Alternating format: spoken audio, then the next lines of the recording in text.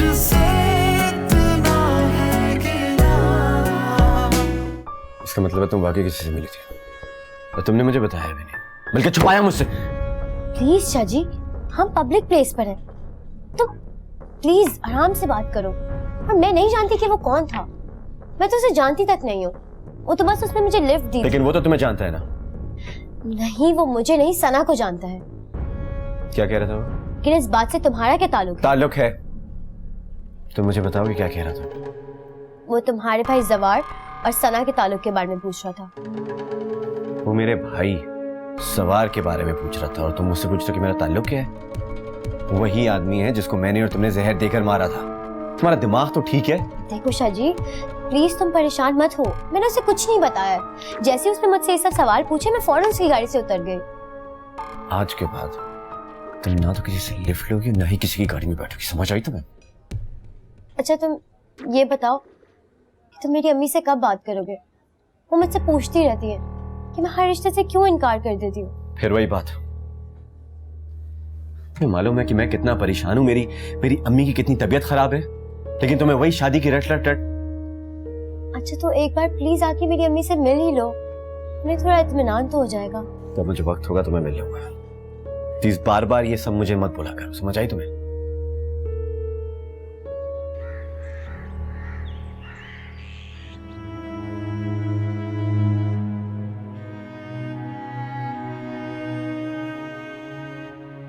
अरे तुम यहाँ हो? मैं कब से तुम्हें पूरे घर में ढूंढती फिर रही हूँ। क्या बात है बेटा, इतनी उदास क्यों? कोई याद आ रहा है क्या? सूबी और हमाद की बहुत याद आ रही है, और खालिद भाई, उनसे भी कब से नहीं मिली। अपनों की याद ऐसी ही होती है, वो ना भी पूछे फिर भी याद आते हैं। अपने घर वालों को ही देख लो, जब से गए तुम्हें एक फोन तक नहीं किया। क्या पता खाला किया हो, जब हम यहाँ नहीं थे। खुद को तसल्ली देने का अच्छा बहाना है। खाला आपको अपना कोई याद नहीं आता? आपने मुझे बताया था कि आपका एक भाई भी है।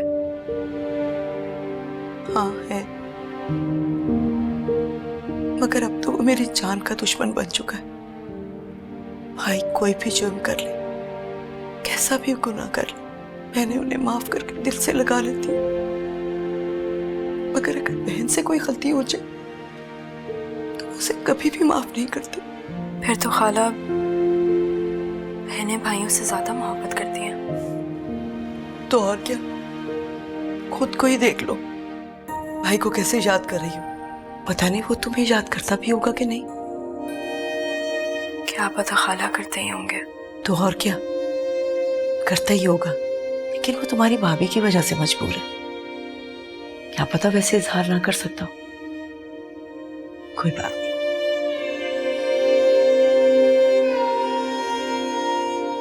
आंटी जी, मैं खीर बनाने के लिए तैयार हूँ। खीर बनाने में टाइम लगता है। खीर कोई ऐसी चीज नहीं है कि मैंने चुटकी बजाई और खीर तैयार हो गई। मैं बर्तन धो लूं फिर बना लूं। एक बात कहूँ? हाँ कहो।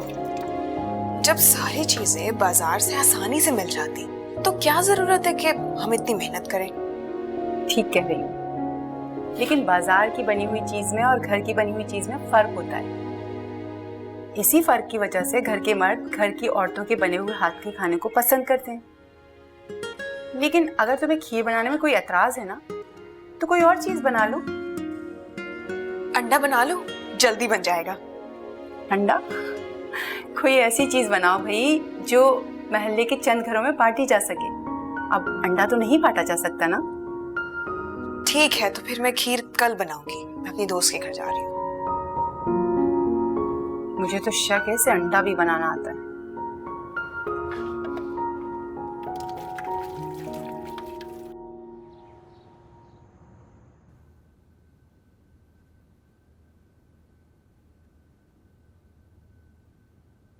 लीजिए बेगम साहिबा, सूप पी लीजिए।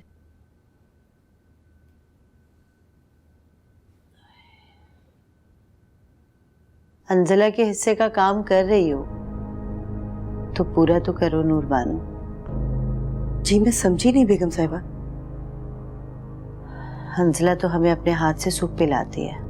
मुझे तो लगता है कि आपको डर लगता होगा उसके हाथ से सूप पीने से। क्या मतलब है इस बात का, क्या कहना चाहती हो? चले छोड़े, मैं अंजला को बुला कर लाती नहीं, हमें तुम्हारे हाथ से सूप पीना है। हूँ। जी मैं जरूर पिलाती हूँ, पहले मैं अंजला को बुला कर ले आऊं। आप तो जानती हैं मैं उसे ज्यादा देर तक अकेला नहीं छोड़ सकती। अभी आई।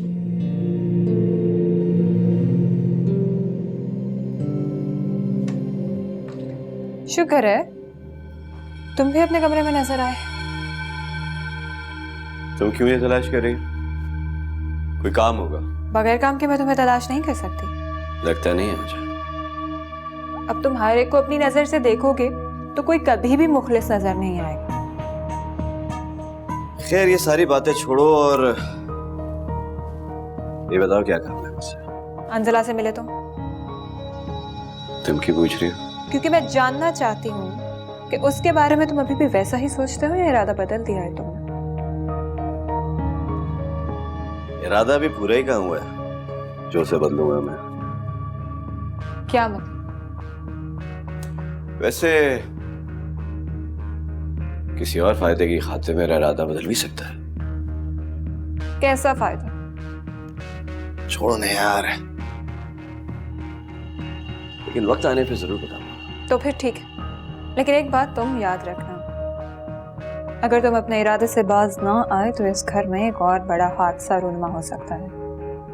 अंजला अगर एक को रास्ते से हटा सकती है तो दूसरे को भी हटा सकती है। सनत, तुम मुझे लगता है अभी तक समझी नहीं है। सवार और शची दो अलग अलग इंसानों के नाम है, और मैं सवार नहीं हूं। और तुम शायद अंजला को नहीं जानते।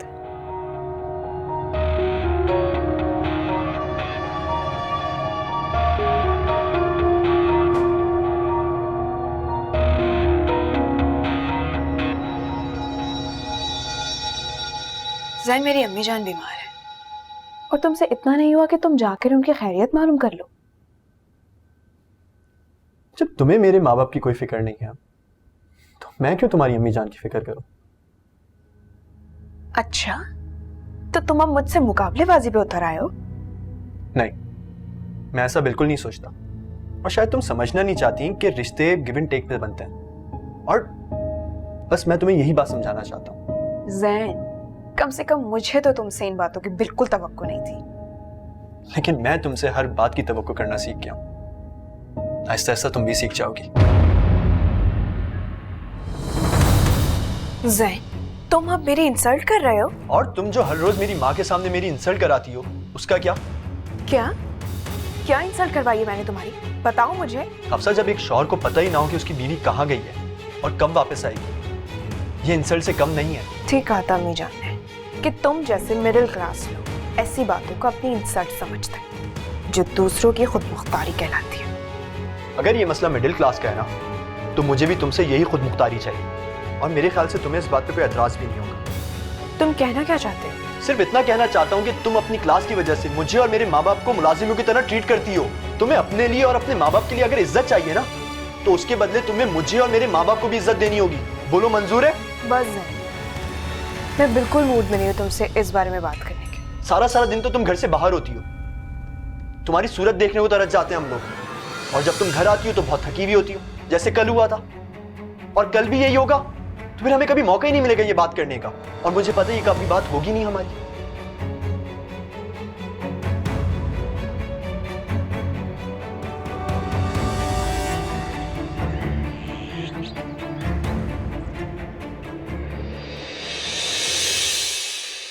रहने दीजिए, पहले तो कभी आपने हमारा ख्याल किया नहीं, अब बीमार हो गए हैं तो इस तरह ट्रीट करें जैसे मैं कोई छोटी सी बच्ची हूँ।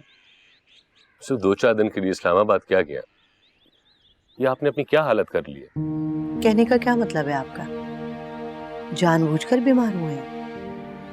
नहीं, मैं ये नहीं कहना चाहता। मेरा मतलब है कि आप जैसी मजबूत आसाब की खातून कैसे किसी भी बात को अपने दिल और दिमाग पे कितना हावी कर सकती हैं। आप तो बहुत बहादुर हैं। माँ कितनी ही बहादुर और मजबूत क्यों ना हो, अपनी औलाद का गम नहीं सह सकती। गम? किस गम की बात कर रही हैं आप? मैं समझा नहीं। हमारे बेटे को भरी जवानी में जहर देके मार दिया गया। बेटी, उसने एक मुफलिस इंसान से शादी कर ली और जो आखिरी बेटा बचा है वो भी कीचड़ में गिरने की जिद कर रहा है, और आप कह रहे हैं कि कैसा गम।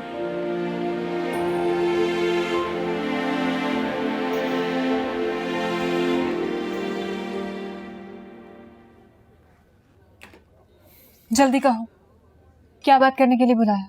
इतनी जल्दी क्या है? अभी अभी तो आई हो, कुछ देर बैठो तो सही। बल्कि एक काम करते हैं, कुछ खाने के लिए मंगवाते हैं। क्या खाओगी? Excuse me? कुछ मंगवाने की जरूरत नहीं है। मैं यहाँ खाने पीने या डेट पर नहीं आई। तो क्या नहीं आ सकती? उसामा, तुम हद से बढ़ रहे हो और मुझे लगता है तुम्हारा दिमाग खराब हो गया है। तुम्हारी ये बेकार बातें चलती रही तो मैं यहाँ से उठकर चली जाऊंगी। तुम्हें तो मेरे साथ बैठना भी गवारा नहीं। कम से कम मेरी बात तो सुकून से सुन लो। कहो, क्या बात करनी है? देखो सरा, तुम अगर मेरा साथ देने का वादा करो ना, तो मैं तुम्हारे लिए ये सब कुछ छोड़ने के लिए तैयार हूँ। तुमको मालूम है कि तुम बात क्या कर रहे हो? और तुम जानते हो कि अगर ये बातें शज्जी को बता दी मैंने तो वो तुम्हें 1 मिनट के लिए जिंदा नहीं रहने देगा। वो शजी, जिसने मुझे तुम्हें मारने का टास्क दिया है। क्या? हाँ।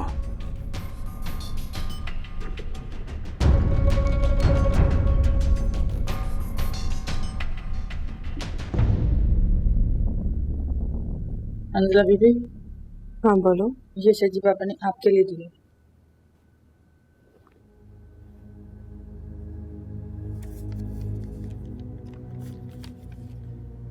मैं तुमसे मिलना चाहता हूँ, बहुत ज़रूरी बात करनी है।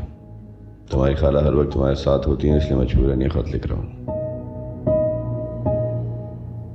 उम्मीद है तुम मेरी बात को गलत नहीं समझोगी। अंसला बेटा, क्या छुपा रही? दिखाओ मुझे, दिखाओ।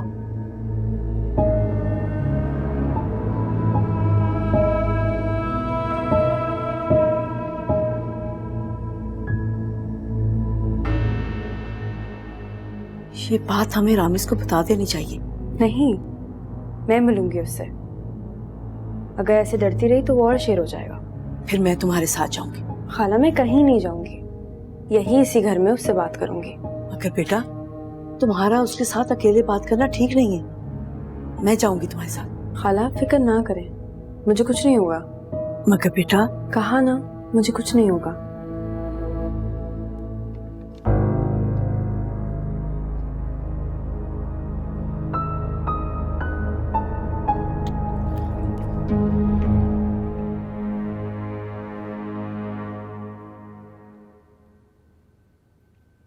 आई नहीं अभी तक? आज तो मोहतरमा शाम में ही गई हैं। कोई फोन आया था?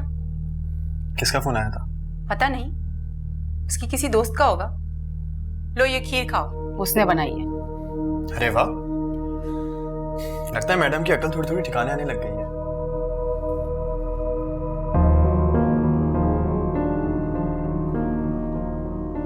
ये खीर है, इसमें तो सिर्फ नमक नमक भरा हुआ है। यही बताना चाह रही थी मैं तुमको। बेटा वो कोई काम करना ही नहीं चाहती। हालांकि खीर मैंने खड़े होकर खुद साथ बनवाई है, लेकिन पता नहीं कब निगाह बचाकर इसमें नमक डाल दिया। अरे काम नहीं आता तो काम सीखा जा सकता है, लेकिन जो काम करना ही नहीं चाहे उसे कौन काम सिखा सकता है? अम्मी, अब आप ही बताएं मैं क्या करूं। इसीलिए मैंने कहा था कि जल्दबाजी ना करो। लेकिन जो हो गया उसे छोड़ दें। अब मुझे ये बताएं, अब मैं क्या करूं? कुछ नहीं करो अब तुम, क्योंकि अब कुछ नहीं हो सकता।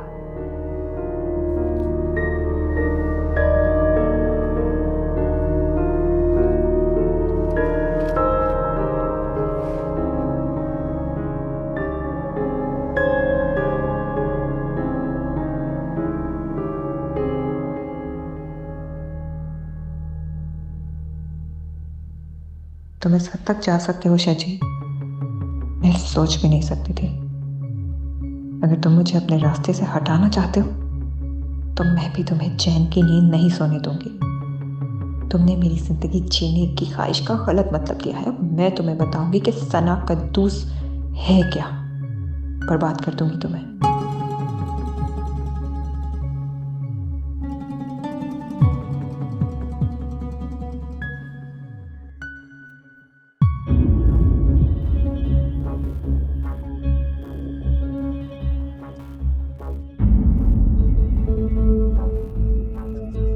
कहो, क्या कहना चाहते थे?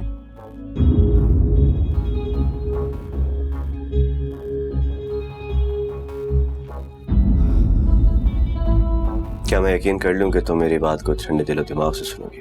ये तो मुझ पे छोड़ दो। मैं बात सुनने से पहले कोई भी गारंटी नहीं दे सकती हूँ। जो कहना है जल्दी कहो।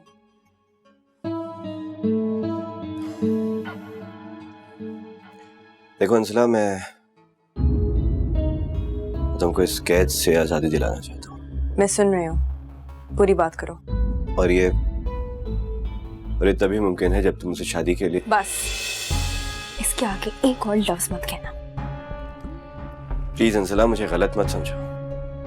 तुम मेरी बात एक बार गौर से सुनो और उसके बाद तुम्हारा जो भी फैसला होगा मुझे मंजूर होगा। कहो। अंसला,